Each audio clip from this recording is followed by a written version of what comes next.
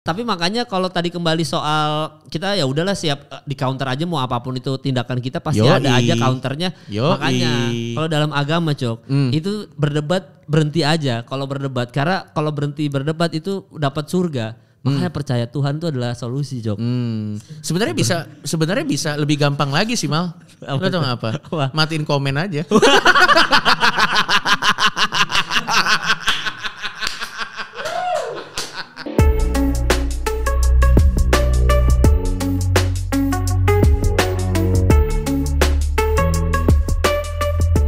Kembali lagi di Bertahan di Industri dan bintang tamu kali ini sesuai dengan permintaan kalian Bang minta part 2-nya karena yang part pertama masih kurang panjang. Ini saya hadirkan kembali ada Coki Pardede. Halo. Gokil Coki Pardede datang lagi. Ini terima kasih Pak Kemal. Masih suasana Ramadan ya. Masih suasana Ramadan. Menjelang Lebaran ya nanti ada spesial untuk Coki mengucapkan minal aidin. Boleh nggak masalah. Anyway gue mau nanya deh Mal. Dari semua perjalanan track record podcast lo udah pernah ada yang kesandung masalah belum dari ngomong di podcast lo? Belum ada. Gokil. Belum ada. Karena hostnya juga bermasalah kan. Karena hostnya bermasalah jadi gue bisa memfilter bintang tamu gue. Lu kayaknya kelewatan deh. Iya. Nah, itulah kegunaannya kalau sering kena masalah di masa mudanya kali ya? Ya mungkin ya. Iya kita bisa self filtering sendiri. Ya kita bisa, maksudnya kita tahu ini pertanyaan yang menjurus. Orang akan mengulik banyak masalah nih dari dia nih gitu. Jadi gue udah tahu, oh ini gue kalau gue nanya ini kayaknya kasihan bintang tamunya kayaknya bakal kelewatan jawabnya. Iya benar. Lo di podcast lo gue lupa lagi di podcast lo dikasih timer gitu gak sih anyway? Ada. Dan itu ngaruh gak sih sebenarnya? Sebenarnya ngaruh kalau lu potong-potong cuplikan kayak yang kasus Magdalena kan kepotong-potong doang tuh. Dan kita sampai sekarang nggak tahu fullnya kayak gimana. Karena gue juga gak terlalu peduli sama masalahnya kan. Karena ya jujur aja Cok, maksudnya kan ngapain sih itu masalah cuma bercandaan tongkrongan ke blow up ke Twitter aja. Dan lu tahu kan SJW Twitter bagaimana, lu kan yang paling pengalaman lu. Anjing lah SJW Twitter, gue juga gak ngerti sih kenapa. Mereka bitter banget men.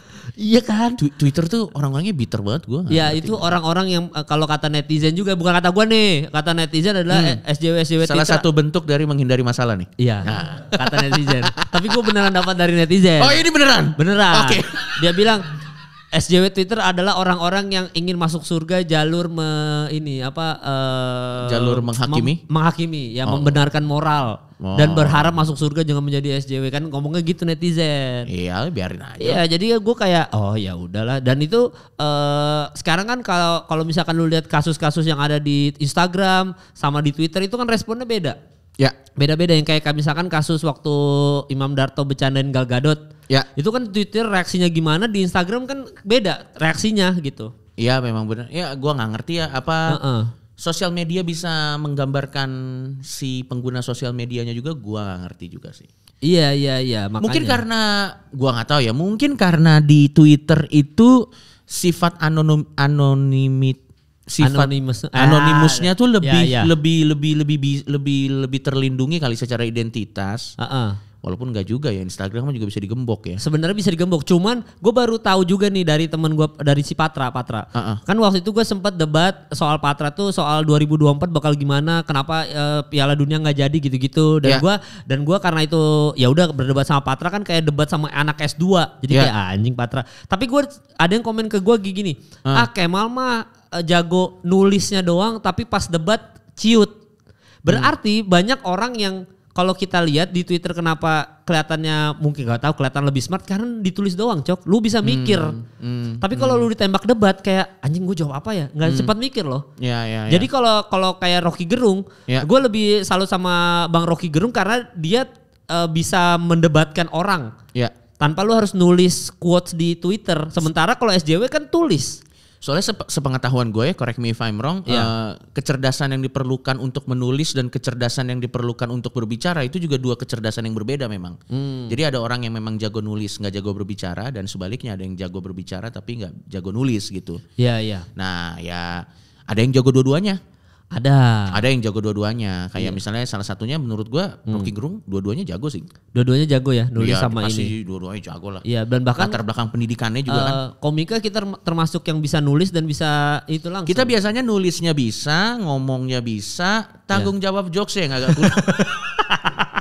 Klarifikasinya yang agak belum sempurna gitu. Tapi teknik klarifikasi kan juga belajar berdasarkan waktu kan Mal. Kayak nanti kita akan ngerti sendiri gimana klarifikasi yang tepat sasaran tanpa yang lain-lain gitu. Itu bukan kayak misalnya lu pernah ditanya nggak ada lo yang nanya gue kayak Cok lo gimana sih caranya klarifikasi yang benar gitu. Ya nggak tahu, tergantung konteks masalahnya. Tergantung konteks masalahnya. Dan kalau dalam konteks gue sih semakin sering kita kena kasus kita jadi makin ngerti gimana caranya menghandle. Ya lo juga lo sama gue sebenarnya sama aja kali kasusnya sama banyak aja. juga kali. Sering minta maaf kan kita. Iya, atau setidaknya lama-lama kita makin cantik kan caranya kan. Ya makin tahu. Makin tahu. Kayak yang waktu kembali lagi kan kasus Magdalena sebenarnya udah 2 mingguan yang lalu ya. Cuma Magdalena tuh sempat kan dia ngomong gini, ini gue ingat banget dari netizen nih. Magdalena itu kakinya disilang gini kan. Kakinya disilang. Terus dia ngomong gini, mohon maaf saya apa aku gue lupa. Mohon maaf atas dengan rendah hati atas kesalahan. Pokoknya dia mohon maaf ada kata dengan rendah hati. Dia ngomong kayak gitu. Ada yang komen gini netizen, rendah hati kok kaki disilang. Nah bayangin sampai gestur aja itu untuk klarifikasi jadi masalah loh. Iya. Kayaknya memang di definisi netizen tuh pada saat ada kata klarifikasi yang pengen mereka lihat tuh orang yang melakukan klarifikasi tuh ada di keadaan yang di bawah gitu. Kayaknya sih gitu Mal. Iya kayaknya harus terpuruk nangis. Nangis. Gitu. Yang sebenarnya kalau dipikir psikopat lagi. Benar gak sih men? Iya juga. Emang psikopat men. Berarti kan yang akan memenuhi kualifikasi mereka sebagai klarifikasi yang tepat adalah kita harus bersimbah air mata, penuh dengan penyesalan dan harus aku minta maafkan aku hamba gitu. Yang maksud gue kayak kalau ada orang mendapatkan kepuasan dari kayak gitu kan perlu dicek kesehatan mentalnya sampai taraf tertentu maksud gue. Karena kalau orang yang sehat mental ya biasanya dia ya oke dia udah minta maaf ya udah gitu. Lagian juga kalau misalnya dia bilang minta maaf lo nggak tulus, tolak ukurnya apa? Tahu dari mana minta maafnya nggak tulus? Body language tuh bukan satu-satunya tolak ukur tulus atau enggak loh. Bisa jadi salah satu tolak ukur, tapi bukan satu-satunya. Siapa tahu emang dari dulu Magdalena duduknya emang begini. Bersila, dia nyamannya begitu atau dia lebih bener maksudnya nggak semua orang based on gestur atau nada bicara itu kita kalau kayak gitu berarti semua orang Batak marah dong. Bener. Kalau kita ngejudge dari sebenarnya enggak kan? Benar. Dan itu gue pernah kok meeting sama orang Batak ya di sini ya. Gitu dia bilang, Kemal, mohon maaf nih ya, kalau saya nadanya tinggi-tinggi bukan saya marah ya, emang orang Batak nadanya segini. Jadi kalau misalkan nanti saya nadanya tinggi ke kamu jangan tersinggung. Sudah digituin, udah difilter maksud gue. Ada orang kalau kita tentukan klarifikasi nadanya tidak nada minta maaf tulus atau enggak gesturnya nggak bisa gitu maksud gua kan. Nah, kayaknya nih obrolan yang menarik nih Mal kalau kita berdua. Kayaknya karena gua cuman bisa ngobrol ini sama lu doang. Oh iya benar. Karena kita sama-sama sering kena masalah. Iya. Soalnya biasanya gini, orang tuh di Twitter ya, ini salah satu alasan kenapa dan kayaknya sih nggak cuma Twitter. The whole social media in general. Kayaknya yang bikin kenapa akhirnya jadi kayak ada mindset kayak tadi tuh karena banyak orang tuh nggak bisa bedain mana adil tuh bukan balas dendam. Balas dendam dan keadilan tuh emang tipis. Maksud gue tuh kayak mereka suka berpikir ya kayak yang Panji di salah satu materinya dia bilang cuman karena mereka benar mereka punya hak untuk memperlakukan siapapun yang salah, walaupun yang salahnya ini bisa menurut mereka bisa nggak jelas ya, dengan sesuai dengan standar mereka gitu. Dan adil itu kan sebenarnya bukan tentang balas dendam gitu loh. Dan yang gue lihat sih kayaknya ya netizen in general di setiap sosial media tuh merasa bahwa sesuatu itu akan harus adil saat si pelaku yang mereka anggap salah itu mengalami kenistaan atau apa ya istilahnya ya kesialan atau kenestapaan bahasa yang paling tepat kesedihan pokoknya kerjaan hancur. Pokoknya hancur as a human as a content creator ya kehancurannya itu yang akhirnya kita harus tanya lebih dalam lagi itu keadilan atau balas dendam beda tipis banget men. Iya juga ya. Iya men maksud gue kayak makanya gue bilang beberapa kali sih gue ngomong di setiap platform gue bilang kayak emang sosial media ini juga platform atau sarangnya orang-orang psikopat juga sebenarnya. Psikopat banget gila. Apa bedanya sama kita suka mengutuk ya kebiasaan-kebiasaan civilization zaman dulu kayak orang Romawi. Kan ada gladiator. Itu sadis-sadis dong masyarakatnya. Begitu mereka gladiator paling nggak referensi film ya. Gue nggak tahu di kehidupan nyatanya begitu atau enggak. Tapi kalau gue lihat di film tuh begitu udah sekarat, nanti biasanya si pelaku gladiatornya nanya ke kaisar dan ke ininya, ini mau dibunuh atau enggak. Itu kan masyarakat yang nonton gladiator itu kan di zaman Romawi kan semua bunuh.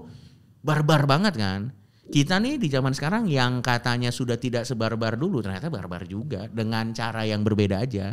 Iya. Misalnya ada orang nih kena kasus, orang yang sebenarnya nggak peduli sama kasus itu suka ikut datang aja ke sana, numpang marah-marah. Yang sebenarnya kayak yang waktu lo bilang cuman ngelepasin beban hidup. Iya, beban hidup aja. Ngelepasin beban hidup. Psikopat sih menurut gue sih, gila banget men. Iyalah lu, aduh kalau misalkan kita ini ya, gue tuh selalu bilang kayak waktu yang gue ngupload soal Magdalena tuh kan gue dibilang kayak gini kan sama netizen, dia bilang, "Bang, lu diserang juga?" Iya, maksudnya lu komenin Magdalena, lu komenin netizen, ngapain lu nyerang Magdalena padahal nggak merugikan hidup lo, sementara lu komenin netizen kan berarti lu sama-sama komen ke komen, maksudnya sama-sama komen, ngapain lo komen. Nah gue tuh baru dapat, karena ini masih suasana Ramadan, gue juga baru dapat bahwa semua itu asalnya niat. Niat, maksudnya semua mau kita ibadah apapun itu, kalau niatnya emang ibadah udah dihitung pahala tuh Cok. Kalau kita niatnya jelek, mau ada misalkan ada teman kita namanya Sastra lah ya. Dia kan mau ke Bali kan, niatnya kita kan gak tahu apa kan. Betul. Tapi ke Bali udah engagement niatnya. Sih itu kayaknya. Iya, niatnya engagement ya. Cuma kan udah ada niat nih, maksudnya niat itu tuh udah ketahuan bahwa kalau niat itu mau buruk langsung dihitung dosa satu. Kalau niatnya bagus itu langsung dihitung pahala, itu kita tanpa kita lafazkan, tanpa kita niatkan tuh udah masuk pahala. Nah kalau kita based on kita tarik ke masalah itu, sekarang tuh gue kayaknya point of view gue tuh selalu ngeliat niatnya. Betul. Magdalena ngeluarin itu niatnya apa? Betul. Nggak ada. Niatnya cuma, bahkan di situ dia ngomong food vlogger di Indonesia kayak nggak ada harga dirinya ya, kayak nggak ada harganya. Maksud gitu, berarti niatnya adalah ingin, sebenarnya kalau dia ngomong kayak gitu walaupun itu bercandaan tongkrongan yang kelepasan di podcast ya. Cuma dia niatnya ngomong kayak gitu adalah food vlogger dipandang dong di Indonesia bagus kan. Nah menurut sebagian orang jadi sombong karena lu bisa bayar berapa gitu, kata-kata yang dipotong-potong itu.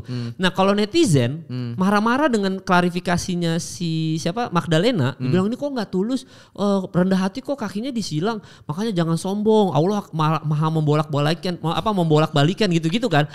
Jadi itu niatnya apa coba menurut lu deh, orang-orang komen gitu, menjatuhkan kan? Iya udah jelas.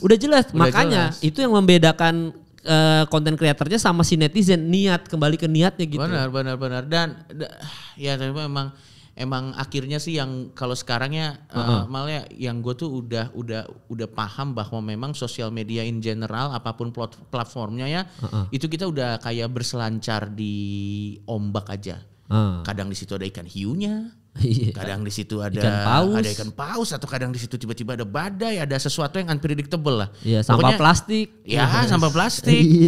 Jadi apapun yang kita lempar di sosial media dalam konteks apapun selalu akan punya potensi bisa dicari-cari ketersinggungannya di mana aja.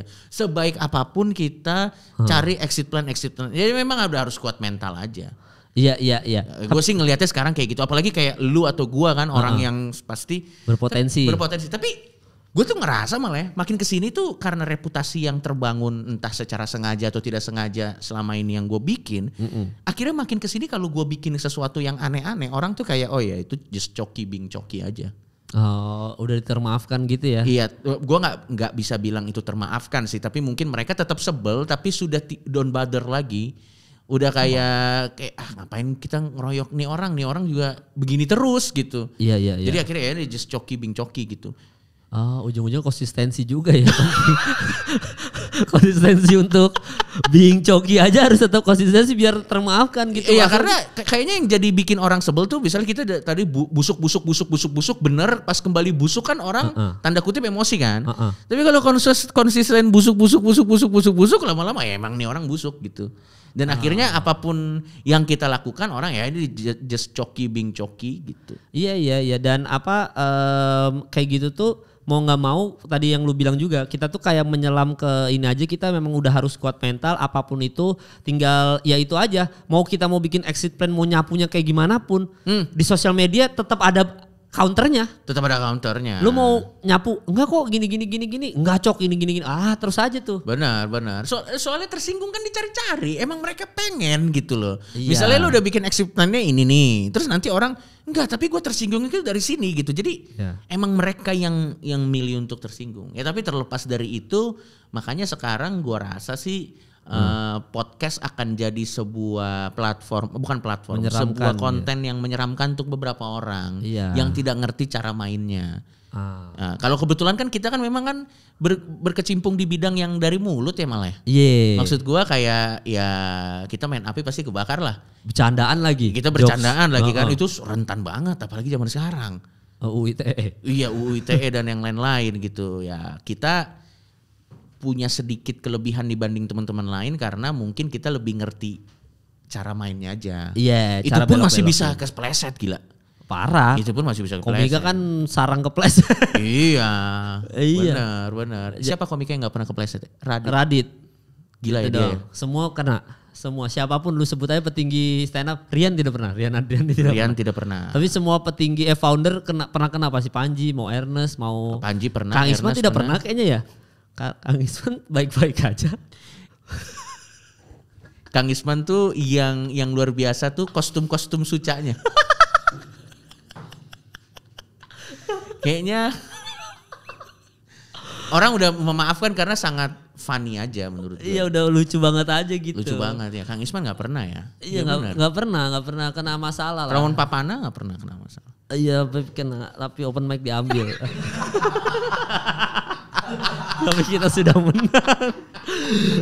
Memang secara komedi aman. Secara tindakan mungkin kurang ya. Iya, secara komedi aman. Secara komedi aman. Jadi beliau kan buat yang tapi kayaknya ini udah jadi Ramon ya. Pamana semenjak Ajis debat itu kayaknya udah nggak ada masalah apa-apa. Udah orang udah tahu lah soal Papa Ramon ini gitu. Kayaknya udah ngerti gitu. Tapi makanya kalau tadi kembali soal kita ya udahlah siap di counter aja mau apapun itu tindakan kita pasti ada aja counternya. Makanya kalau dalam agama itu berdebat berhenti aja kalau berdebat karena kalau berhenti berdebat itu dapat surga. Makanya percaya Tuhan itu adalah solusi Jok. Sebenarnya bisa lebih gampang lagi sih Mal. Lo tau gak apa? Matiin komen aja.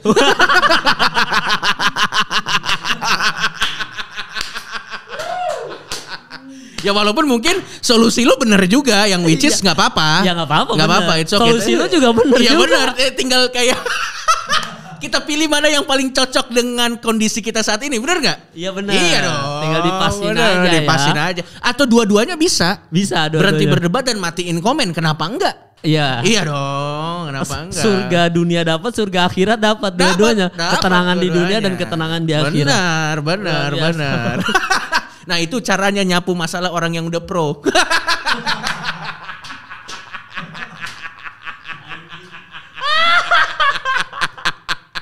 Bangsa. Gila itu loh. Cara belajarnya begitu. Gitu loh. Itu tutor dari Coki dan Kemal. Gila loh. Di total gua sama lu ada kali 50 kasus ya. Kalau kita tolol, kalau langsung kita nggak ada nyapu-nyapunya ya. 50 kasus ya. Apalagi kasus. Nanti buat teman-teman nanti minggu depan ada konten setelah Lebaran itu kayaknya skill juga tuh nyapu-nyapunya. Iya. Yang nanti ada tuh bintang tamunya ditunggu aja deh minggu depan. Tapi kalau lu berarti kalau kembali lagi soal klarifikasi. Ada metodenya nggak di kita sekarang nih ya? Based on ada caranya nggak ya? Cok, maksudnya kalau misalkan kita ada konten kreator yang bisa aja loh sekarang ada pekerjaan baru. Yaitu adalah penasehat klarifikasi. Iya. Dan kayaknya itu akan sama kayak komedi konsultan. Ini klarifikasi konsultan. Ya, jadi lu di calling setiap kali konten kreator ada masalah gitu. Siapa kira-kira yang akan pakai jasa ini paling banyak? Maksud gua dari komedian atau dari pejabat? Iya, bisa dari komedian. Dua-duanya sih menurut gua. Bisa jadi, bisa konten kreator, bisa pejabat. Ya, lu bayangin lo kalau lu penasehat klarifikasi, kayak kemarin kasusnya Pak Ganjar sama Pak Iwayan Koster, itu kalau udah ada job penasehat klarifikasi, itu aman banget. Lu udah jadi kayak Hotman Parisnya klarifikasi. Betul. Tapi terpercaya lu. Tapi gitu. Gua rasa ya, seveteran-veterannya penasehat klarifikasi tetap akan ada damage tertentu atau kasus-kasus tertentu yang mereka pasti kayak angkat tangan nyerah gitu. Pasti akan ada. Contoh, statementnya Pak Wayan Koster waktu mari berdoa bersama untuk agar Israel dicoret. Itu sih kalau gue yang disuruh gimana untuk exit plan-nya berat sih itu. Gue berat sih, gue resign sih pasti. Gue juga ambil resign. aja dong. Karena statement dia menolak Israel nggak masalah. Nggak masalah. Itu malah karena ada undang-undang konstitusinya. Ya it's okay, it's okay. Jadi nggak masalah. Dan ideologi juga kan kalau kita balik ke tahun 1958 kan. Iya, kalau dari kacamata itu fair. Dan ada landasan hukum ya nggak masalah. Nggak masalah. Nah, bagian ngajak berdoa itu yang agak sulit ya. Yang walaupun sebenarnya nggak salah. Tapi kan kita mayoritas netizen dan warga kita kan lagi sebel-sebelnya nih karena nggak jadi tuan rumah. Beliau datang yang sebenarnya mungkin niatnya baik kayak misalnya ayo kita berdoa aja. Kita iniin Israel. Iya sebel. Iya jadi sebel. Nggak, tapi kalau misalkan lu dapat job penasihat klarifikasi karena juga lu kan ahli. Apa yang lu mau briefing ke Pak Iwayan Koster? Lu Pak, aduh udah keceplosan nih, udah terlanjur nih. Yang statement yang mana? Statement yang itu coret Israel. Dan lu sekarang di-hire sebagai penasihat nih, anggap aja nih. Iya. Oke. Berarti lu apa yang ngomong Pak? Kalau gue akan bikin speech-nya gini, speech-nya akan kayak, ya saya tahu statement saya mungkin timingnya kurang tepat, tapi saya sebagai kepala daerah yang menganut Pancasila terutama sila pertama ketuhanan yang Maha Esa, merasa di situasi seperti ini hanya Tuhan yang bisa membantu kita. Dan siapa tahu dengan berdoa itu semua bisa terjadi. Ya kalau ada yang tidak puas ya tidak apa-apa. Tapi saya sebagai orang yang agamis merasa ini salah satu solusi. Ya menurut gua aman. Oh langsung gitu dan perkataan saya soal mencoret Israel namanya juga manusia tempatnya salah. Mungkin saya hilaf, tolong dimaafkan. Mumpung masih suasana Ramadan saling memaafkan. Betul. Bisa gitu masuk dong. Foto melukat. Wah. Mungkin. Iya, wah benar. Selesai tuh masalah itu. Dan sebenarnya harus sebagai gubernur pastikan wali kota atau gubernur. Pak Iwayan Koster tuh gubernur. Ya pasti dia punya salah, kita mohon maaf ya. Ya kita mohon karena tolong dikoreksi aja. Iya emang kita berdoa enggak sampai situ knowledge. Ya tapi gua rasa menarik tuh Mal penasihat klarifikasi. Iya. Satu nih ya yang benang merahnya ya. Pada saat lo melakukan klarifikasi sebenarnya netizen itu kan kebanyakan psikopat. Mereka tuh pengen lihat lu menderita. Jadi yang harus lo lakukan saat lo melakukan klarifikasi pertama adalah lo telan ego. Gini dulu, ditanya dulu nih. Kalau gue jadi penasihat klarifikasi, gue tanya dulu nih ke si konten kreatornya. Ini kan ada masalah. Lo pengen gas terus, atau lo pengen masalahnya cepat selesai? Itu dulu. Kalau lo pengen gas terus, kita bisa bikin reaksi nyeleneh dari kemarahan netizen. Bisa. Kalau lo mau gas terus, tapi gue mau pastiin lo punya energinya nggak untuk Instagram lo ting gitu. Ya dan dikasih role model lu Kanye West atau siapa gitu kan. Tapi kalau misalnya lo pengen masalahnya selesai, ya udah. Pertama, tipsnya adalah netizen akan puas saat melihat kita takluk. Jadi caranya kalau lo mau kasusnya cepat selesai, lo nyalain kamera, lo lesu, terus lo kontemplasi diri, jangan ada pembelaan sama sekali. Jangan make up kalau yang perempuan, polos aja. Polos aja. Karena kalau make up anjing lo ke klarifikasi masih sempet. Iya kok cantik. Iya maksudnya ya polos aja. Maksudnya biar ini aja gitu kan. Biar apalagi pakai sanggul kan agak ekstrim ya. Jadi maksudnya ini aja kayak polos aja gitu ya. Lesu tertutup terus. Ya terus bilang kayak saya nggak mau excuse. Ternyata tindakan saya bikin sebagian besar orang marah. Percayalah tidak ada niat ke sana. Buat yang marah saya minta maaf, tapi saya tidak ada niat ke sana dan biarlah pelajaran. Kembali lagi ke niat. Niat balik lagi karena niat kan nggak bisa diukur. Tidak bisa diukur. Tidak bisa diukur. Jadi mohon maaf, saya akan kalau misalnya masalahnya di YouTube, saya akan off YouTube dulu selama sebulan untuk memperbaiki diri saya. Wah. Puas tuh pasti. Wah selesai tuh. Langsung. Itu pasti dimaafkan tuh. Pasti netizen kan merasa superior kan. Karena orang-orang psikopat ini harus kita kasih makan egonya. Iya dong. Iya. Saya akan istirahat dulu selama sebulan dari YouTube. Saya akan coba refresh mind saya. Dan semoga saya kembali lagi menjadi orang yang baru. Di konten selanjutnya. Iya. Bagi-bagi makanan ke orang yang membutuhkan. Langsung engagement tinggi. Wah dia berubah ya. Dia berubah ya. Iya dong. Ya. Gitu. Itu untuk netizen Indonesia. Kalau luar nggak bisa ya. Kalau luar agak susah sih. Oh jadi gitu ya. Kalau luar di roasting kayak Justin Bieber, lo tau gak cara Justin Bieber ngerubah pandangan orang ke dia? Iya, yang waktu dia di roasting Shaquille O'Neal, Snoop Dogg itu kan? Iya, itu ya? Orang langsung respect loh abis itu. Iya, dan abis itu lagunya jadi enak-enak. Iya. Jadi ya sorry, albumnya yang What Do You Mean itu abis dia di roasting. Iya, abis di roasting. Langsung gila-gila banget lagunya abis. Iya, langsung keren kan? Langsung keren. Iya, makanya jadi kalau klarifikasi yang tadi itu kalau misalkan netizen kita works tuh ya. Iya. Tapi kalau netizen luar harus di roasting. Harus di roasting karena lo tau gak Giring di postannya Panji lo udah lihat kan? Anjing itu emang begitu bang. Ya itu keren sih. Emang begitu nih apa ketuanya apa? Keren, emang begitu Giring apa dia bilang? Lupa gua. Aduh gue juga lupa lagi. Lu lihat ya. Ketumnya. Iya emang gitu ketumnya, emang begitu ketumnya gitu kan. Partai bisa dilihat kalau nggak salah nih ya. Dari coba ketumnya. Bukan dari calon presidennya. Partai bisa dilihat bagus atau enggak dari siapa calon presidennya.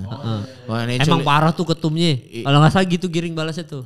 Emang parah tuh ketumnya, gue lupa sih. Gue lupa juga. Gue juga lupa. Nah tapi itu benar tuh, ngerosting diri sendiri tuh ya. Ngerosting diri sendiri, self-deprecating. Iya. Tapi kan lo lihat kan ternyata kita tuh baru dimaafin kalau kita sudah terlihat takluk. Jadi sebenarnya permasalahannya netizen ini senang melihat, dapat kepuasan tidak wajar dari melihat orang yang sedih dan hancur. Gila gak sih menurut gue sih psikopat. Psikopat sih aja. Padahal kan harusnya yang membedakan antara orang yang, kalau kita mau ngomongnya benar salah ya. Iya. Kalau yang membedakan antara orang yang benar dan orang yang salah adalah ya perilakunya gitu. Bahwa orang yang benar itu terlepas dari dia punya hak untuk marah. Dia memilih untuk ya sudahlah ya. Saya namanya orang memang pasti melakukan salah, ya udah. Yang penting dia udah minta maaf, ya udah selesai gitu. Dan itu ya tadi tutup akun bagus, saya akan tutup akun sebulan begini, begitu buka konten lagi bagi-bagi duit. Bagi-bagi duit nah, ke orang yang membutuhkan. Langsung selesai itu permasalahan di Indonesia tuh. Permasalahan. Atau beberapa kasus mualaf. Kalau dapat hidayah. Ya kan kita kembali lagi kalau dapat hidayah. Kalau dapat yang mana kan kita nggak pernah tahu timing. Ya hidayah itu bisa aja dari pas lagi klarifikasi. Bener loh. Oh iya. Bener loh, maksud gue kan ya walaupun memang kalau timingnya pas ada masalah menimbulkan pertanyaan. Tapi kan maksud gue ya kita gak bisa bertanya soal itu juga karena itu hal yang personal, bener gak? Personal. Gak bisa. Gak boleh ditanya. Gak boleh ditanya kayak itu bisa datang kapan aja. Maksud gue kayak orang-orang yang lo anggap kayak ini konteksnya agama apapun ya. Orang-orang yang lo anggap kayak dia mah gak bakal bisa lah memiliki agama tertentu. Jangan salah lo. Yang Maha Kuasa tuh ahlinya membolak-bolakan hati loh. Iya tadi kita bahas. Bener. Iya, ya siapa tahu nanti ternyata dia harus dapat sesuatu gitu kan kita nggak tahu. Iya benar. Iya. Dari kesalahan-kesalahan ternyata gue salah gitu. Akhirnya dapat hidayah bisa. Bisa. Bisa. Itu salah. Iya bisa. Bisa banget. Nah itu tadi kalau lu jadi penasihat klarifikasi konten creator random lah ya, maksudnya kena masalah. Nah kalau lu jadi penasihat klarifikasinya Boy William dan Kiki Saputri. Lu mau apa? Lu kira-kira apa nih? Lu penasehatnya tadi kan Pak Iwayan Koster udah. Gini. Karena kan kalau Kiki diserang yang tadi lu bilang, gua gak ada klarifikasi, gua gas terus nih, terus. Lu apa? Jadi ini gue jadi klarifikasi konsultan untuk Boy William dan Kiki. Ya. Gini lo harus paham dulu Mal. Ya. Klarifikasi ini bisa nyampe ke orang yang sehat dulu mentalnya.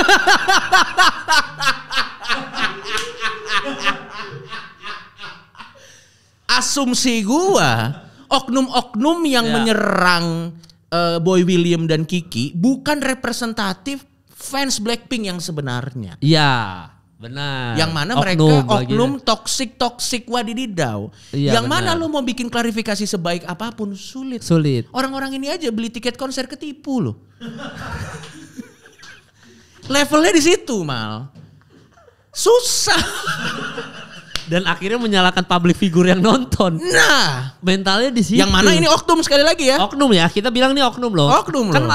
Buktinya cinta damai banyak kok yang cinta damai. Men, temen gue banyak yang fans Blackpink, mereka orang yang decent dan baik banget. Iya. Pinter-pinter. Iya. Dan kadang orang fans Blackpink, terutama Lisa yang pinter-pinter tuh, yang nggak ribut di sosmed. Iya. Yang mereka menikmati karyanya dan ya udah, mereka paham bahwa. Dan itu kasusnya gara-gara apa ya? Gue lupa deh. Iya, Jenny katanya males-malesan. Padahal sebenarnya kan dia capek. Memang kita tuh nggak bisa ngejas orang langsung. Kalau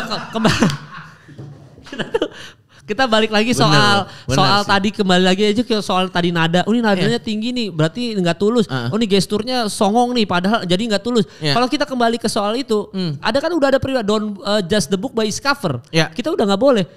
Kalau misalkan bilang oh Jenny malas-malesan, kan kita nggak tahu kalau ternyata dia dari Paris, dari capek. Dan sekarang gini deh Mal, seandainya pun kasus ini nyampe ke telinganya Jenny, menurut Jenny peduli nggak? Gua rasa Jenny sebagai superstar tingkat dunia ada banyak jadwal manggung lain yang harus dia lebih fokus daripada ngebayangin masalah gini gitu loh maksud dan gua. mungkin Jenny aja juga gak masalah. Iya dan mungkin gestur dia yang dibilang sama Boy sama Kiki malas-malesan, mungkin di negara lain pun malas-malesan. Bukan apa dalam pengertian seperti itu juga malas-malesannya. Anda hampir kepleset loh. Iya. Saya juga takut. Tenang, ada editor. Tenang, Mbak. Itu adalah cara. Enggak, saya hanya saling mengingatkan aja. Iya, benar. Nih, saya saling mengingatkan. Benar, enggak maksud saya nih, teman-teman. Mungkin Jenny itu gesturnya itu emang sudah seperti itu kan. Iya. Dan di negara lain mungkin dia terlihat seperti malas-malasan juga. Benar. Padahal memang Jenny orangnya ya mungkin dia kayak gitu, dia juga capek juga mungkin dari mana tur-tur apa segala macam. Tapi tidak ada yang menyerang soal itu kan. Dan sebenarnya kan solusi terbaik di dilema ini adalah yang merasa fansnya tanya aja, emang bener kakak males-malesan? Pakai bahasa Korea, gitu misalnya. Ya kalau misalnya dia bilang nggak dibales kan ya berarti kan dia juga nggak masalah. Nggak gitu ada masalah. Iya jadi kalau misal kenapa Boy Kiki harus diserang gitu kan? Itu dia. Dan gua nih sebagai orang yang mendapatkan insight baru tentang dunia K-pop, gua pengen bilang sama lo semua, orang-orang yang ribut-ribut di sosial media itu bukan representatif fans K-pop yang sebenarnya. Karena orang-orang yang memang kayak Joshua itu dia fans K-pop men. Ya, istrinya juga fans parah, K-pop. tapi keren kan. Dan nggak annoying kan? Iya. Nggak annoying. Makanya kan kembali lagi oknum. Kita selalu bilang itu oknum. Dan oknum-oknum begini lo mau bikin klarifikasi sebaik apapun nggak akan nyampe. Iya. Tapi kalau lu berarti jadi penasihat klarifikasi apa yang lu mau bikin. Oh tapi pastikan dulu akunnya ada ya. Itu dia. Karena kan Boy hilang. Benar. Jadi percuma kalau bikin klarifikasi. YouTube-nya hilang nggak? Gue gak tahu YouTube-nya, gue akunnya sosmed Instagram dong yang gue tahu. Tapi udah balik lagi kalau gue nggak salah. Udah balik lagi. Ya, udah balik. Menurut gue sih yang harus dilakukan. Lu bilang apa ke Kiki sama Boy? Ini lu penasehat klarifikasi nih. Oke, kalau gue sih tidak akan bikin klarifikasi karena kayaknya teknik komunikasi mereka nggak dapet. Agak susah kan. Mereka kan bukan si pelakunya ya. Targetnya ini kayaknya nggak bisa komunikasi dengan proper. Jadi cara yang paling tepat adalah bikin konten YouTube. Mereka beli album-album Blackpink. Yang original. Iya. Beli tunjukin. Yang marah-marah sama saya punya nggak? Waduh. Jangan gitu dong. Maksudnya karena demi kalian saya membeli ini. Iya, untuk mensupport Jenny. Iya benar. Apalagi gitu. Kalau misalkan sambil beli album ori habis itu bagi-bagi uang. Wah, gokil men. Langsung termaafkan. Atau beli album originalnya Blackpink terus bagi-bagi di tempat K-pop. Wah, gila sih. Itu gila. Yang original sih itu gila selesai. Iya, apalagi bawanya langsung bawa ke panti asuhan. Ayo fans K-pop kita bagi-bagi makan. Itu selesai dah. Selesai. Citranya bagus, apa segala macem. Percaya sama gua men, lo enggak usah pusing kalau diserang sama K-popers, itu bukan the real K-popers yang sebenarnya. Gue tuh baru belakangan ini loh menikmati lagu K-pop loh Mal. Karena enak-enak lagunya. Apa yang lu dengerin? Ya enggak, itu biar aman aja.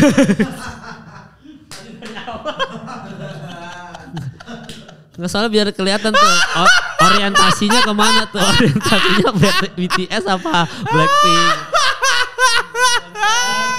Oke, berarti itu kan kalau Kiki sama Boy. Nah sekarang lu jadi penasihat klarifikasi Ria Ricis. Dia kan yang mana nih agak banyak beliau. Iya emang dia. Dan kayaknya memang beliau ini butuh penasihat klarifikasi banget nih. Yang Jetski, anaknya di bawah Jetski. Apa yang lo mau briefing nih ke Ria Ricis kalau lu jadi penasihat? Lu siapa tahu kepake nih, beneran kepake nih. Misalkan nih kasusnya udah kejadian kan? Udah kejadian. Nah, udah selesai sih sebenarnya. Iya, dan lu ternyata anggap aja nih kasusnya baru kejadian, terus habis itu lu gue jadi penasihat klarifikasi Ria Ricis supaya dia namanya bagus lagi. Apa yang lu bilang ke Ria Ricis?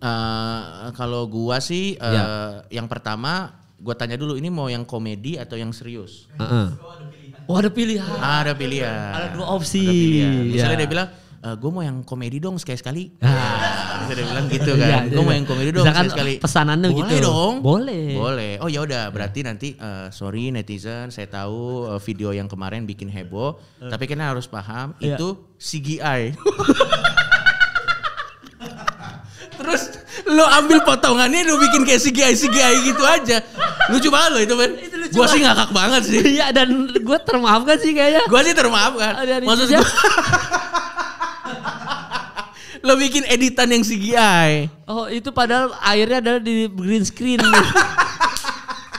Ini kayak kita menerapkan James Cameron syuting Titanic gitu. Benar. Ini adalah untuk video klip terbaru saya. Ini sebenarnya CGI, bukan the real water dan yang lain-lain. Ya, dikomediin aja. Atau kalau mau yang serius menurut gua harus terpuruk juga nggak? Terpuruk juga nggak kalau lu briefingnya? Harus terpuruk, sedih. Ya biasa aja, flat aja. Gak usah make up. Gak usah di flat, kan komedi. Kalau komedi. Oh. Tapi kalau lo mau real, menurut gua yang paling benar adalah pada saat sudah melakukan. Kalau gue lihat ya klarifikasi dia kan juga nggak menjawab apa-apa kan. Tidak, ya dia cuma balik-balikin aja sama kayak balas-balasin netizen. Mending CGI dong. Mending CGI. Iya. Mending bilang CGI dong. Karena kita tuh sampai sekarang percaya banget kalau Ria Ricis tuh tidak pernah klarifikasi gimana-gimana. Ada kan dapat klarifikasi juga. Cuma kan maksudnya tuh kalau dia dikasih penasihat klarifikasi yang dimana mungkin kayak lu udah ahli klarifikasi. Mungkin dia kayak bener di mata netizen kayak wah lurus lagi gitu loh. Iya. Kalau menurut gue paling yang harus dia lakukan adalah dia ngepost di Instagram dia gendong anaknya. Tapi pakai peralatan keamanan. Kayak ini apa segala macam. Habis itu caption ini kan yang kalian inginkan.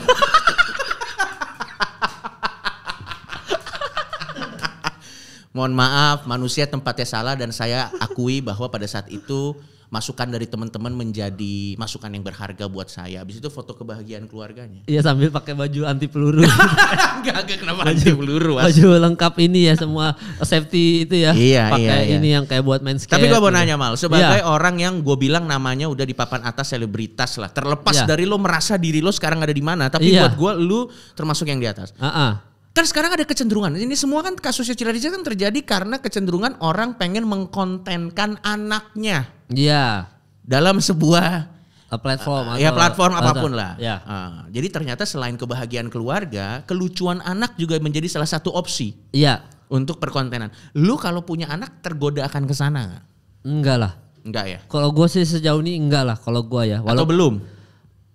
Wah ya juga gue takutnya kalau kata Adriano tuh menjilat ludah sendiri tuh paling enak tuh ya. Soalnya problematik tuh adalah ya gimana ya, problematik itu adalah sebuah godaan yang agak sulit kita tolak juga. Tapi gue bisa pastikan sampai sekarang enggak kalau gue Cok. Paling enggak sampai video ini di syuting ya? Iya, gue pacaran, gue sampai nikah aja nggak pernah gue konten-kontenin. Silent tuh semua? Iya, maksudnya biasa aja. Kecuali ya video-video endorse ini kan, waktu nikahannya kan. Tapi gue nggak pernah ada gimana-gimana. Terus kata netizen, lah itu lu gak sayang bini lu aja bang. Pasti gitu kan netizen, selalu ada pembenaran. Selalu ada counter gitu. Tapi gue sejauh ini emang orang yang, gue gak pernah bikin vlog yang bawa-bawa pasangan yang gimana-gimana lah. Walaupun sempat ada beberapa yang waktu gue tesnya bikin gimana. Soalnya couple-couple zaman sekarang kan engagementnya tinggi-tinggi kan. Siapa tahu bisa membantu karir saya kan. Walaupun ternyata saya coba tidak berhasil. Gitu. Tapi gue tidak pernah dulu-dulu gue selalu bikin konten aja. Maksudnya entah itu yang prank kena kasus atau enggak gue konten yang NBA basket. Jadi gue nggak pernah melibatkan pasangan gue. Dari situ aja gue udah matok diri gue nggak akan bikin apapun tentang family. Nggak akan, walaupun endorse cukup menggoda dong angkanya. Iya, Pampers kayak gitu, Pampers endorse gitu mungkin bisa cukup menggoda kan, obat susu anak gitu. Tapi gue memutuskan untuk tidak cokol gue. Karena gue kayaknya keluarga kita nih udah tadi lu bilang kita udah sering diserang dan netizen tuh sama kita udah kayak wah anjing ini kita dicari-cari kesalahannya apa. Nah jangan sampai kesalahannya itu dari konten keluarga. Jadi udah terlalu transparan gitu menurut gue. Dan menurut gue tetap harus ada jarak sih. Harus ada jarak. Lu harus tetap ngasih jarak sih antara lu dan tanda kutip netizen ya. Lu harus tetap kasih jarak. Jangan semuanya lu buka. Agak serem sih kalau semuanya lu buka tuh agak serem sih. Gue serem sih kalau gue. Karena itu serem buat dan gimana ya gue bilangnya. Karena begitu lu buka pintu itu ya.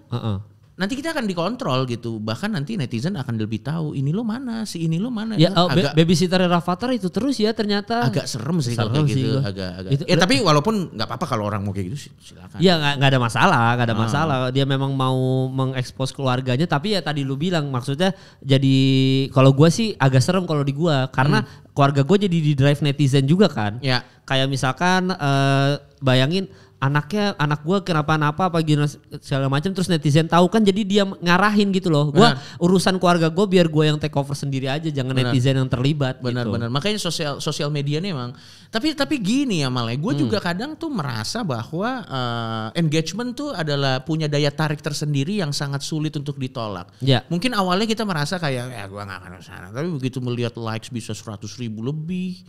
Terus bisa tiba-tiba engagement tinggi banget. Gue nggak tahu ya itu memang toksiknya sosial media tuh. Kita harus paham bahwa kita harus netapin batasnya tuh emang susah. Iya, itulah kalau kita terlalu kejar dunia, Cok. Terlalu kejar. Yang which is it's okay. Ya gak ada masalah. Kan harus tetap dikejar dunia ini. Harus bekerja ada selipan-selipan gitu ya. Tipis doang. Oh itu makanya lu tidak pernah ada soal keluarga-keluarga lu gak pernah expose ya Cok ya? Gue gak pernah expose karena pasti problematik juga kalau gue expose siapa pasangan gue, siapa keluarga gue dan yang lain-lain kan. Tidak semua bisa menerima. Gitu juga kan agak masalah juga. Tapi kalau lu sendiri waktu kecil besar di keluarga yang kayak gimana Cok? Nah gue besar di keluarga yang biasa-biasa saja. Nah, maksudnya yang konservatif kah? Atau konservatif, mereka keluarga yang konservatif. Tapi gue tidak mau bilang bahwa konservatif pasti jelek, nggak juga. Oh iya. Karena mereka memberikan yang terbaik menurut versi mereka. Bahkan sekarang lagu konservatif di Adam di Duckdown diputar terus kan. Ini berarti bahwa semua tidak semua konservatif itu buruk gitu. Ada yang bagus loh, ini diputar loh di Adam. Ya, bisa. Saya akui dalam perbenan Anda lebih jago. Oh iya. Nah terus jadi lu dibesarkan di keluarga yang konservatif. Ya, gue dibesarkan di keluarga yang konservatif. Dulu ada masanya. Gue selalu merasa didikan mereka nih apa sih gitu. Oh. Iya, gue selalu merasa kayak apa sih yang benar kan harusnya begini. Dari kecil lu? Terutama di SMA mau kuliah. Oke. Di masa-masa rebel anak pada umumnya lah. Yeah. Lagi pencarian jati diri. Ada masa di mana gue selalu merasa kayak apa? Di sini cara didik begini, fuck lah dan yang lain-lain. Apa itu kalau boleh satu contoh detail cara didik dikasih jam malam kan berangkat dari keluarga yang konservatif ya dikasih jam malam harus ada momen-momen tertentu untuk melakukan ibadah pribadi dan yang lain-lain lah sebenarnya. Dan misalnya teman-teman gue boleh kemana, gue nggak boleh kemana, mereka lebih disiplin soal begitu. Dan di masa-masa SMA sampai kuliah tuh gue kayak ngerasa what the fuck apa sih nih, kenapa harus begini, kan gue selalu merasa begitu. Sehingga akhirnya ada kerenggangan hubungan antara gue dan orang tua gue. Dari apa sih itu tadi? Ya karena gue merasa kayak mereka tidak mengerti gue.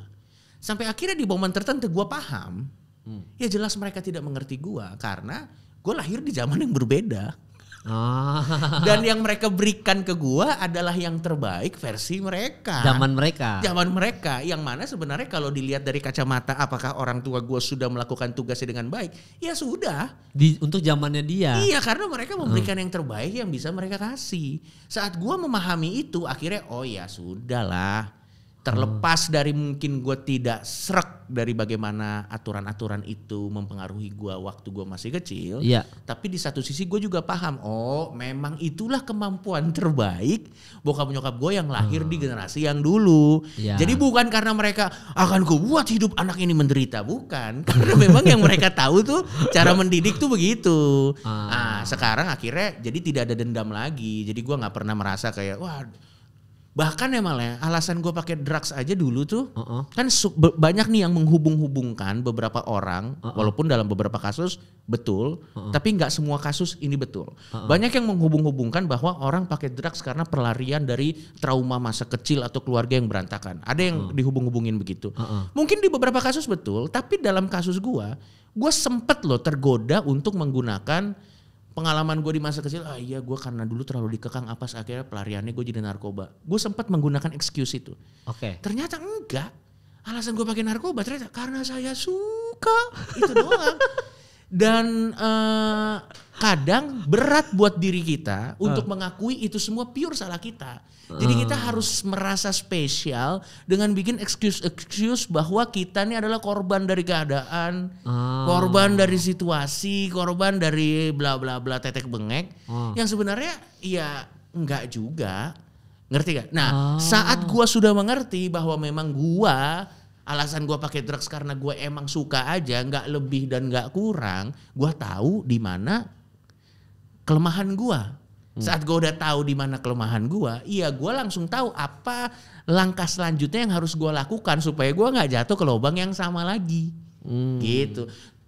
Kan gini, kalau lo pasti lihat deh, kenapa lo begini? Iya karena dulu gue begini. Orang tuh cenderung punya keinginan membuat dirinya merasa spesial dengan menyalahkan keadaan, menyalahkan didikan, menyalahkan apa. Dan maksud gue, who the fuck are you man? Maksud gue jutaan orang lain juga mengalami situasi yang sama dan keadaan yang sama dan apa yang membuat Anda spesial. Sehingga akhirnya menurut gue, kita harus paham dulu bahwa gak semua kesalahan konsekuensi yang kita terima tuh karena keadaan. Ada yang karena kita. Kalau kita udah bisa mengakui itu, dari situ baru kita bisa jadi orang yang lebih baik menurut gua. Dan lu menemukan itu ya, maksudnya iya. ternyata salah gue nih. Iya emang akhirnya gue pikir-pikir malah emang gue yang anjing. Iya bukan keluarga gue. Bukan secara keluarga. Dan saat gue tahu itu, kayak yang waktu gue bilang di podcast gue kemarin, akhirnya oh ya sudahlah, memang gue kecenderungannya tidak bertanggung jawab, memang gue kecenderungannya nakal. Apa nih kalau gitu solusinya? Gue akan menghindari naruh posisi gue di mana kenakalan dan ketidakbertanggungjawaban ini bisa lebih gampang dilakukan. Gimana tuh? Gini. Jadi gimana tuh? Saat gue sadar bahwa gue punya kecenderungan untuk tidak bertanggung jawab dan kecenderungan untuk nakal, solusinya adalah supaya gue tetap bertanggung jawab dan tidak nakal, gue menghindari diri gue di posisi yang mana menjadi tidak bertanggung jawab dan menjadi nakal tuh bisa dilakukan. Mengganti circle yang dulu bikin gue jadi lebih wadididau, terus mengganti pola hidup dan yang sebenarnya sama aja kayak analoginya tuh kayak obat yang dikasih dokter bisa mujarab kalau lu jujur sakit apa intinya gitu sih sebenarnya.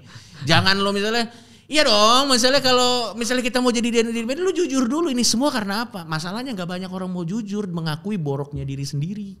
Itu sih PR sih. PR sih gengsi berat banget men, tuh gengsi banget men. Dan lebih keren kan kalau misalnya Coki kenapa lo pakai narkoba? Iya saya dari masa lalu. Lebih keren memang. Tapi nggak bener.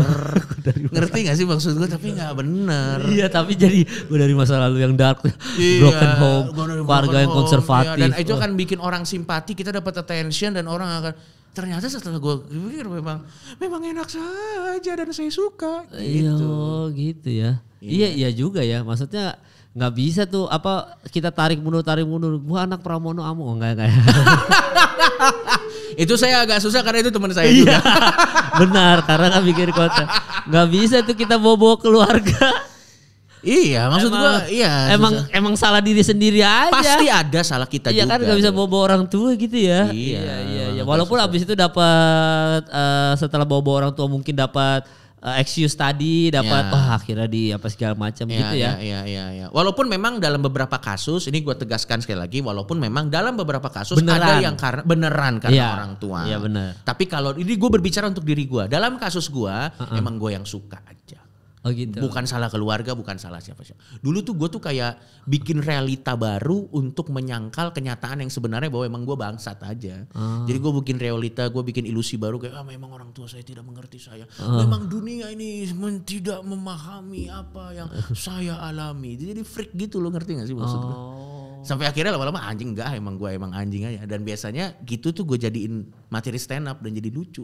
Karena kita jadi rapuh gitu ngerti gak? Jadi rapuh. Iya. Awalnya suka tuh apa lu Cok? Coba-coba standar. Nah gini malah ada beberapa drugs tuh yang lo bisa pakai kalau misalnya dijebak. Oke. Ada yang ditaruh situ aja terus apaan nih terus dipakai. Nah gue yang nomor 2. Berarti emang bangsat aja. Apa nih? Gitu. Oh gitu. Jangan makan yang naruh kayak gitu. Orang yang naruh, lo cok gitu. Yang naruh begitu ya. Lu tetap gak apa-apa, emang mau aja gua. Iya, udah kayak gitu. Yang walaupun ini akan terdengar seperti pembelaan tapi anjing juga ya, gak apa-apa. Walaupun sebenarnya lebih baik nakal di umur yang oke lah daripada nakalnya udah tua, agak wadaw sih menurut gua. Iya sih. Telat nanti ininya. Ya walaupun gue agak telat juga sih, gue baru clean di umur 34-an. Tapi lebih Ya masih mending lah. Ada waktu untuk lo. Bener. Masih umur produktif lah. Walaupun tidak ada waktu yang terlambat untuk berubah jadi lebih baik ya. Iya. Ya nggak ada. Tapi menurut gue kalau umur 40-an masih nggak tahu mau ngapain, hidup terlunta-lunta, itu sulit sih. Itu sulit sih. Sulit. Mending lu udah tahu tujuan hidup di umur segitu kan. Iya, harusnya 40 udah mulai tahu tujuan hidup. Caur-caurnya mah sekarang nih, umur sebelum 40 lah ya.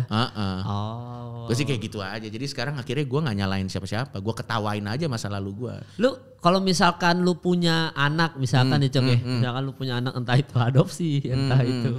Karena bisa datang dari mana aja. Bisa dari mana aja kan. Entah bayi tabung. Bener, ya bisa dari mana aja dong. Bener dong. Bener. Nah kalau lu misalkan punya anak, berarti didikan apa versi lu yang lu mau? Karena kan parenting kembali lagi sulit kan. Parenting susah, tadi lu bilang susah parenting banget. bokap nyokap lu ada parenting di zaman mereka. Benar. Nah kalau lu udah punya anak dan lu as a pelaku dan as a benci yang konservatif tadi, kalau lu punya anak lu apain supaya dia tidak jadi kayak lu?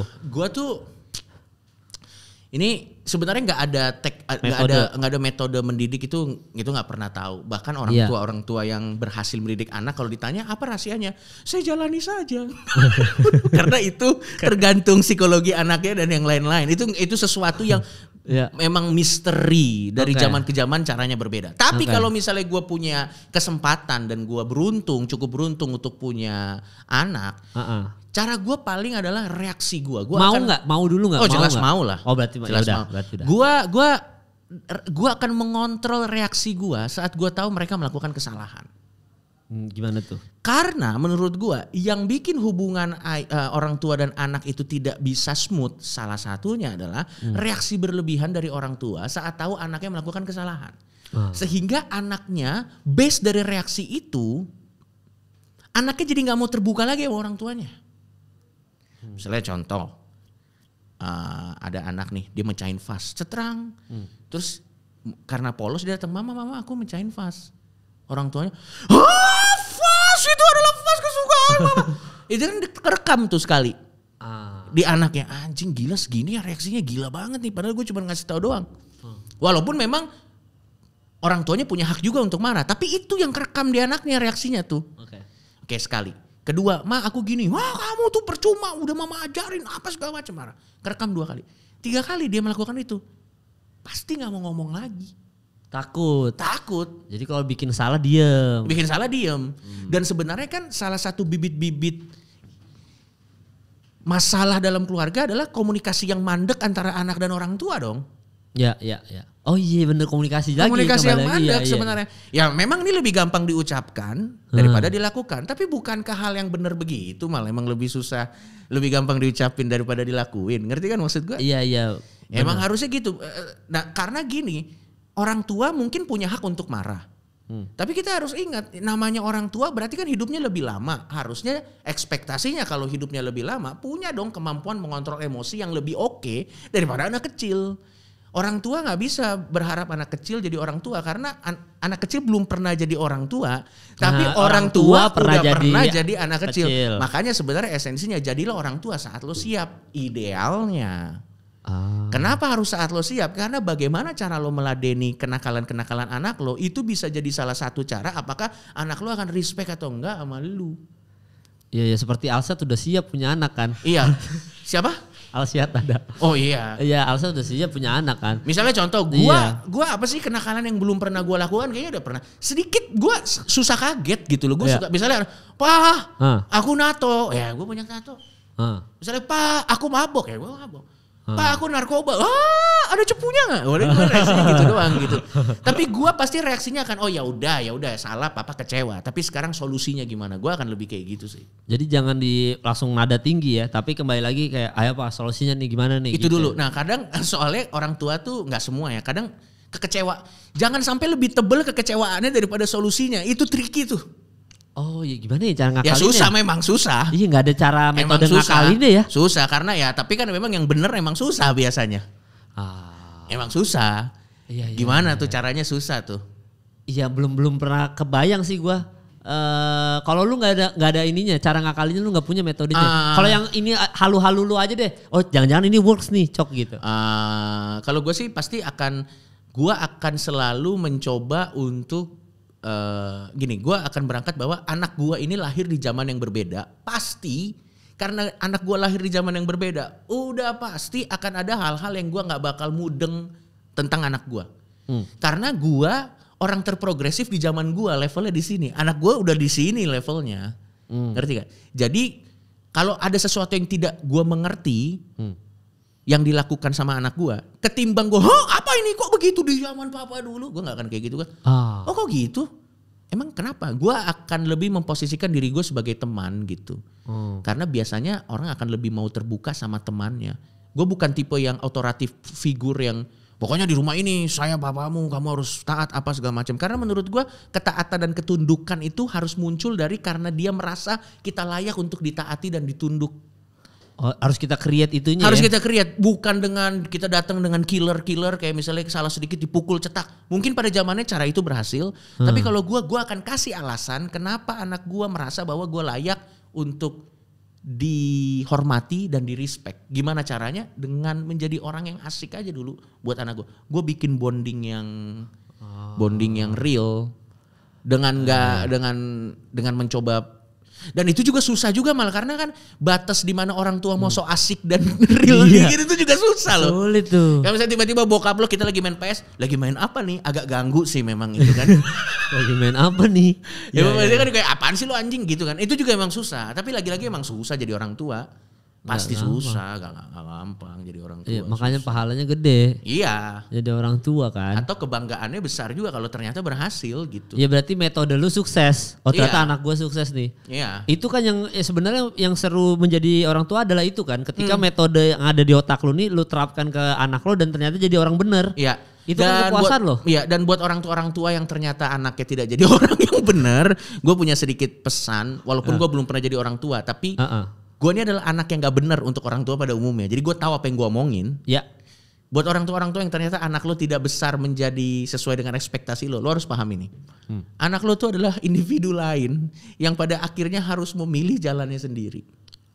Jadi pada saat ada anak yang tidak besar sesuai dengan ekspektasi lo, ya sudah. Lo punya keinginan, tapi keinginan lo harus ditabrakin sama realita. Ya kalau memang ternyata anak lo memang suka dengan yang seperti itu, ya udah mau bilang apa? Biarin aja ya. Iya, kadang orang tua juga kita harus clear dulu nih.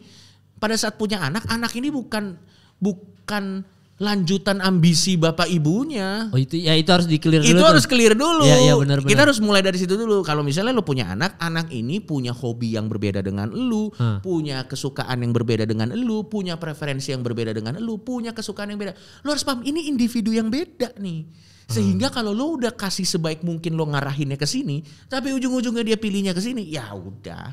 Iya. Emang manusia milih kayak dulu sama bapaknya nggak gitu aja. Iya benar.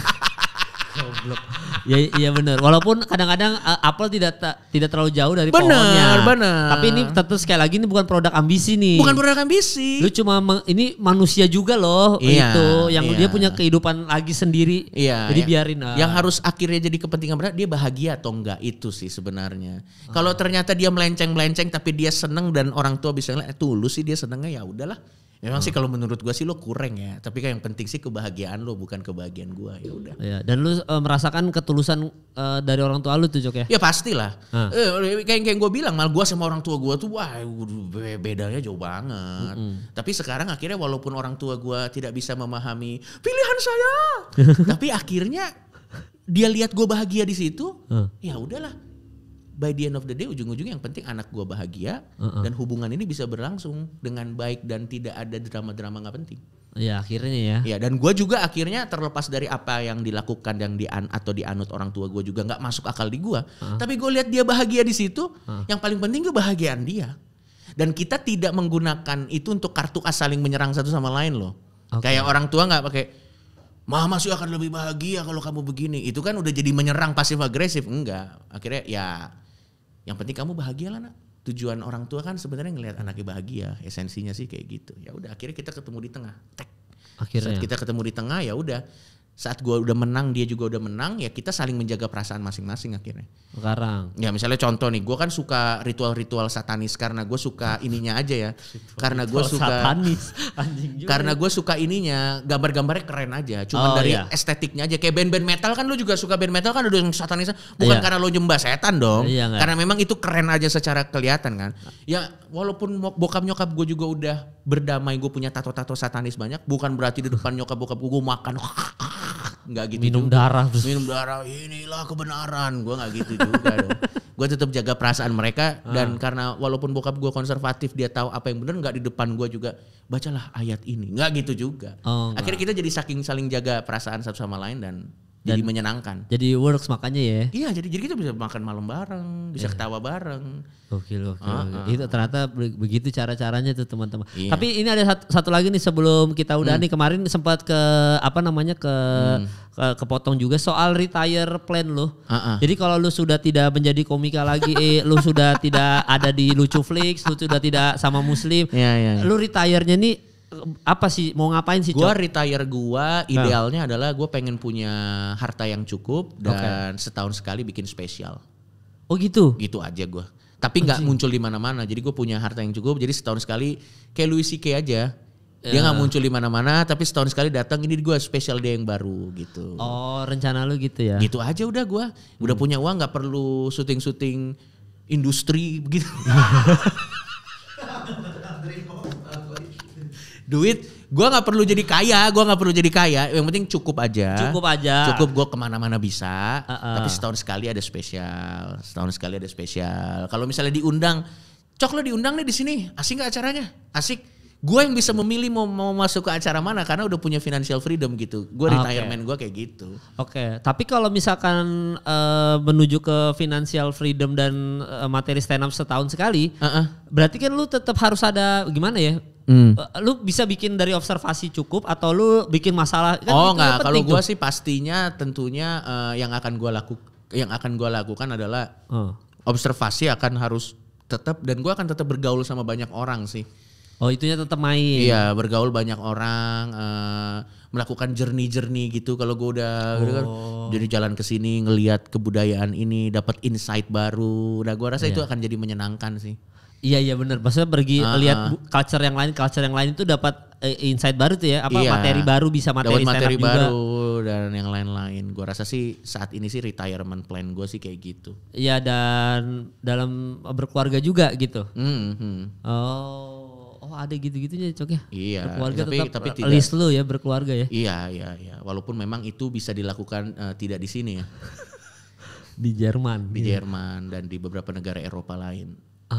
Iya. Oh gitu ya. Karena saya suka Eropa. Ya benar lah. Betul. Karena saya suka Eropa. Salah Bu. Ini bukan indikasi apa-apa. Enggak. Suka Eropa. Ingat, niat itu tidak bisa dibaca loh. Ya hanya asumsi. Orang hanya bisa berasumsi. Iya, niat itu cuma dalam hati. Bener. Oh gitu ya. Jadi financial freedom. Lu menuju financial freedom ada persiapan apa? Enggak ada? Ya nabung. Yang paling konservatif sih nabung dan melakukan beberapa bisnis-bisnis yang nanti kita lihat aja. Mudah-mudahan terjadi dalam. Soalnya kalau Muslim jelas ada berbisnis kan? Ya, sebentar lagi gue akan bikin satu jenis usaha baru, ditungguin aja deh. Ada usaha Cok? Ada. Ya mudah-mudahan bisa berjalan dengan baik lah. Oh. Nanti kalau misalnya udah jalan, paling gue promo di sini. Boleh dong. Enggak, boleh kisi-kisi tipis. Ini apa sih, bidang apa sih? Di luar entertainment kah atau? Enggak, food and beverages. Oh, F&B. Ada F&B berarti kurang lebih di situ. Oh, F&B juga Cok. Ya kita lihat deh berhasil enggak tuh? Iya, betul. Susah loh F&B tuh. Memang susah. Teman-teman kita banyak yang gagal, men. Saya contoh, Bukit Taichan gagal. Ya, itu another forest, another jungle soalnya. Makanya gue juga enggak sangat-sangat berhati-hati nih saat mau masuk sini nih. Ya, tapi saat gue mulai itu gue udah dengan kelapangan dada bahwa ya namanya bisnis kan selalu ada kemungkinan gagal. Kita lihat aja lah nanti. Iya, kalau kata Bang Rafael tuh CEO Hammersonic yang gue interview, kalau mau mulai bisnis itu harus bleeding sampai minimal 10 tahun dulu. Kalau bisa ini jelek-jeleknya ya, lu tuh gak boleh bleeding cuma 3 tahun cukup, gak bisa tuh, harus bleeding tuh 10 tahun. Nah udah, jadi kita udah siap selama 10 tahun nih struggle. Kalau ternyata suksesnya di tahun ketiga ya udah itu. Memang betul. Itu lu. Endurance-nya kan. Endurance-nya yang dilihat. Tapi lu udah harus mikir, gue mau mulai F&B usaha tapi kayaknya 10 tahun lagi. Misalkan umur lu 34, gua 44 nih baru sukses. Harus gitu mikir ya. Memang benar. Walaupun nanti ternyata umur 37 udah sukses. Betul. Jadinya bonus kalau kayak gitu. Itu bonus. Jadinya bonus. Tapi kita udah naruh standarnya yang di aman-aman aja. Kalau bisnisnya bilang gitu. Berarti gue 34 nih mulai F&B. 44 nih gue baru sukses. Gue akan bertahan sampai umur 44 tahun. Tidak akan tutup nih restoran. Nah itu yang paling penting itu. Makanya buat kedepannya lu sukses terus Cok. Lo juga men. Iya sukses terus. Thank you udah mau datang lagi. Sama-sama. Dan ini kan pas tayang. Ini tayang tanggal 20 ya.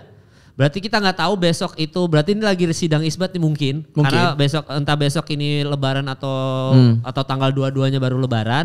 Tapi ada yang mau disampaikan untuk khalayak perihal lebaran nih Coki silakan. Selamat Idul Fitri, selamat merayakan lebaran. Semoga momen ini bisa menjadi pintu buat teman-teman yang hubungannya mungkin tadinya nggak terlalu baik. Keluarga sama gak cuma keluarga sih, teman dan yang lain-lain.